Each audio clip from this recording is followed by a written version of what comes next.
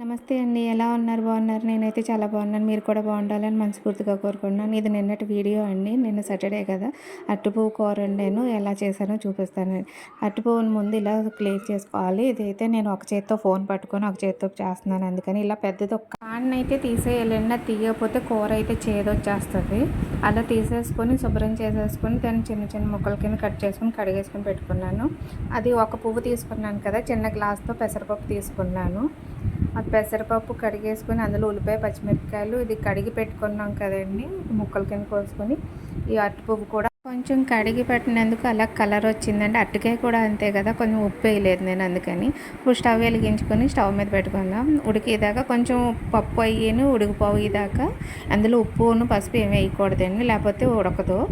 ఇలా ఉడికిపోయింది కదా, ఇప్పుడు కొద్దిగా పసుపు కొద్దిగా సాల్ట్ వేసుకొని దగ్గర పడేదాకా ఉడికించాలి.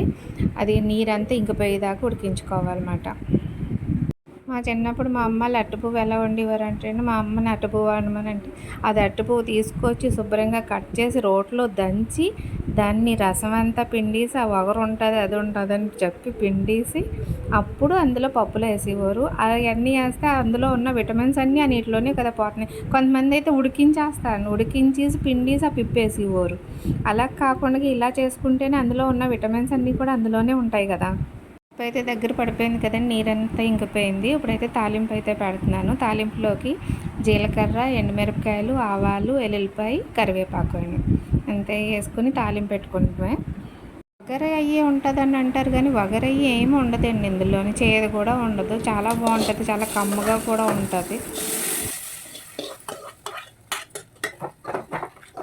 నేను హెయిర్ ఆయిల్ తయారు చేశానండి. అది మా వారికి 2000 రూపాయలు తగ్గించి అనమాట.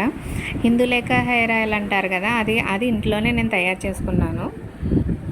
అన్నీ మనకి ఇంటి పక్కన ఇంటి బయట దొరికి వాటితోటే నేను తయారు చేశాను. కొబ్బరి నూనె ఒకటే, కానీ కొబ్బరి నూనె కూడా మేము ఆడించిన నూనెనండి. అది కూడా కొబ్బరి నూనె ఒకవేళ ఆడించిన నూనె దొరకకపోతే కనుక పారాషూట్ ఆయిల్ వేసుకోవచ్చు, అది కూడా బాగానే ఉంటుంది. ముందు నేను అదే వాడేదాన్ని. అది ఎలాగైనా ఇంట్లో చేసుకున్నదే కదండి, బయట కొన్నది బయట కొన్నట్టే ఉంటుంది. ఇంట్లో చేసుకుంటే మన చేతులతో చేసుకుంటే ఎంత బాగా అనిపిస్తుంది, మనం సొంతంగా తయారు చేసుకున్నామన్న ఫీలింగ్ ఉంటుంది. అన్నీ ఒకేసారి వేసేసి మరగబెట్టి కన్నా నిండి 4 రకాలు వేసుకొని ఒకసారి మరగబెట్టుకుని అది 2 నెలలు 3 నెలలు వాడి తర్వాత మళ్ళీ ఇంకో 4 రకాలు వేసుకొని మళ్ళీ మరగబెట్టుకుని కొబ్బరి నూనె అది ఒక 2 3 నెలలు వాడితే అది మనకు జుట్టుకు కూడా ఏది పడుతుందో ఏది పట్టలేదో కూడా తెలుస్తుంది. మొత్తం అన్నీ కలిపేసి కూరలాగా మొత్తం ఒకేసారి మరిగించేసి రాసుకున్నాం అనుకో, అది కూడా జుట్టుకు పడుతుందో లేదో కూడా తెలియదండి.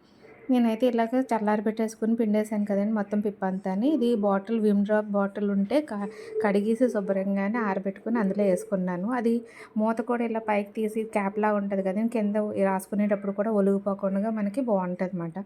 అందుకని